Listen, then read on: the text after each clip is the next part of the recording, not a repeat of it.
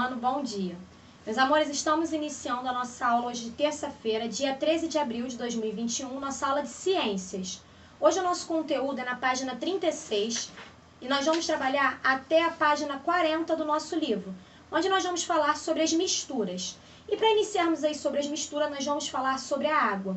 Gente, a água ela é uma combinação de gases e quando ela está pura, tá? Ela vai apresentar aí um aspecto bem transparente, bem limpinho, como a que eu coloquei aqui na garrafa para que vocês possam ver. Ela não possui nem cheiro e nem sabor. Se algum outro elemento for adicionado aqui na água, ela vai deixar de ser pura. No ambiente, gente, é muito difícil encontrar água pura, em razão, gente, da facilidade com que as outras substâncias acabam se misturando na água. Mesmo a água da chuva, por exemplo, ao cair, ela acaba trazendo aí, tá? Ela acaba trazendo aí nela coisas que acabam impurezas, que acabam se diluindo nela, se misturando, tá? Que nela são dissolvidas. Já aí vocês vão ver que uma das propriedades, tá, da água é a capacidade de dissolver outras substâncias. Por isso, ela é também chamada de solvente universal. Por exemplo, quando você coloca o açúcar em um copo de água, vou colocar aqui o exemplo para vocês dessa experiência que eu estou fazendo. Eu tenho aqui a minha água, certo? Ó, um copo com água. Se eu pego aqui, ó, um pouquinho do sal ou açúcar, e eu coloco na água, ao misturar, ó, o que acontece? O sal, ele desapareceu, certo? O que acontece, na verdade, é que o açúcar ou o sal aí, quando ele é dissolvido na água, isso acontece a muitas outras substâncias. Ele acaba sendo dissolvido, se misturando, e nós chamamos aí de solutos, tá? Então, eu tenho o soluto e o solvente. O soluto, ele é uma substância que pode ser dissolvida em um solvente. Por exemplo, é uma mistura homogênea de substâncias que pode ter aí componentes sólidos, líquidos ou gasosos. Por exemplo, a água e açúcar, a água e o álcool, a água e o sal. O que é mistura? Gente, mistura é um fenômeno físico que acontece em reunir duas ou mais substâncias sem alterar as características e as propriedades das substâncias envolvidas. Exemplo, a água mais o sal, eu tenho aqui uma mistura. Agora, quando nós juntamos duas ou mais substâncias e as suas características e propriedades são alteradas, ou seja, quando elas mudam, nós estamos diante de uma combinação de um fenômeno químico. Exemplo, enxofre mais o ferro é igual ao sulfato de ferro, que é uma combinação. O que nós podemos concluir disso tudo é que se nós juntarmos duas ou mais substâncias e ocorrer uma reação química, tá, de formar uma nova substância, os seus elementos eles não poderão mais serem separados, tá, por nenhum processo físico. Então, nós estaremos aí diante de uma combinação. E existem os tipos de misturas. O que acontece? Quando você olha um copo com água, sal ou com água com açúcar, você não consegue fazer o quê? Você não consegue perceber no mesmo instante se a água está doce ou se a água está salgada, tá? Se há uma ou duas substâncias. Agora, se você tem um copo com água, certo? E você coloca um pouco de óleo, ó, coloquei o óleo aqui. Observem o que acontece. Automaticamente, eu posso até pegar a colher aqui para tentar mexer, ó. Por um instante, eu vou conseguir misturá-los. Mas assim que eu parar, olha o que acontece. Se vocês observarem, o óleo e a água, eles não vão se misturar. As misturas aí, tá? Eu consigo identificar imediatamente que existem duas substâncias no meu copo. Estão observando que eu tenho um pouquinho aqui do amarelo em cima e a água que já estava com o sal embaixo. As misturas elas podem se classificar em dois tipos, homogêneas e heterogêneas. As misturas que apresentam um único aspecto, tá? Elas não podem perceber a presença de duas ou mais substâncias, são as homogêneas. Já as misturas, aquelas que apresentam mais de uma fase, ou seja, do óleo e da água, eu consigo perceber ao olhar que não tem uma única substância, então ela é heterogênea, ok? Na página 38, vocês vão ver sobre o sal. A água do mar, gente, ela é uma mistura homogênea. São das salinas que nós retiramos o sal. Dessa forma, a água do mar ela é bombeada para reservatórios, para que ela possa evaporar pela ação do calor do sol. Ao evaporar a água, é possível retirar o sal que fica ali depositado no fundo do reservatório. Esse sal ele vai ser recolhido, ele é processado para que ele possa ir para o comércio e assim ele ser então consumido. O sal de cozinha, gente, ele também é conhecido como cloreto de sódio.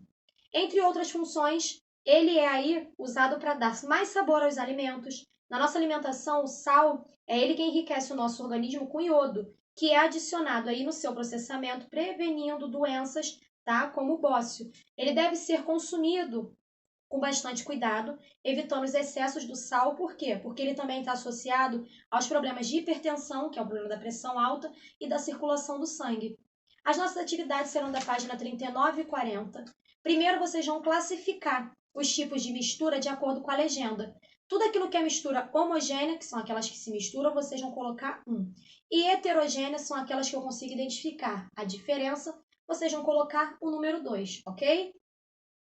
Na questão 2, vocês vão olhar a imagem e vão responder por que a água é chamada de solvente universal. Agora, na 3, é uma resposta pessoal. Vocês vão escrever duas misturas que são comuns, assim, que acontecem no dia a dia. Questão 4, temos aí uma bacia de salada. Pense e responda. A imagem acima, ela representa que tipo de mistura? Homogênea ou heterogênea? Na página 40, vocês vão ler o texto e vão responder o que é o processo de decantação e vão numerar algumas misturas que vocês conhecem que são separadas por decantação. Gente, na cultura síria, o café ele não é filtrado, e sim decantado. O pó do café é misturado à água e a mistura é colocada em repouso até que o pó fique depositado no fundo do recipiente. Então, esse é o processo de decantação. Aí vocês vão responder para mim. Agora, na questão 6, o sal ele contribui para enriquecer o nosso organismo com iodo. Pesquise sobre essa doença aí, que é o bócio, e escreva um resumo. O que é o bócio? Vocês vão pesquisar e vão me dizer. Na questão 7, que tipo de mistura é a água do mar com sal? Homogênea ou heterogênea? De onde que é retirado o sal da cozinha? Gente, na questão 7 já dá a resposta. Na 9, vocês vão numerar as etapas de obtenção do sal corretamente. Se tiver dúvida, vai na página 38 para olhar. E a questão 10, que outro nome recebe o sal de cozinha? E na 11, por que nós devemos evitar o excesso de sal na nossa alimentação? Ok? Então, são as nossas atividades de ciência. Vocês façam as atividades com atenção, tá ok? Agora, nós temos as correções a serem feitas da nossa última aula. Temos correções aí sobre o ciclo da matéria na página 33, 34 e 35. Sobre o ciclo da matéria, na página 33, a questão 1 é no verdadeiro ou falso. Então, vai ficar falso, verdadeiro, verdadeiro, falso e verdadeiro. Na questão 2, de acordo com a alimentação, como que podem ser classificados os animais? Eles podem ser classificados em herbívoros, carnívoros, onívoros, hematófagos e insetívoros. O que são decompositores? São as bactérias e os fungos, que se alimentam da matéria orgânica dos animais mortos e dos restos de vegetais. Os produtores são os seres vivos que produzem o seu próprio alimento através da fotossíntese.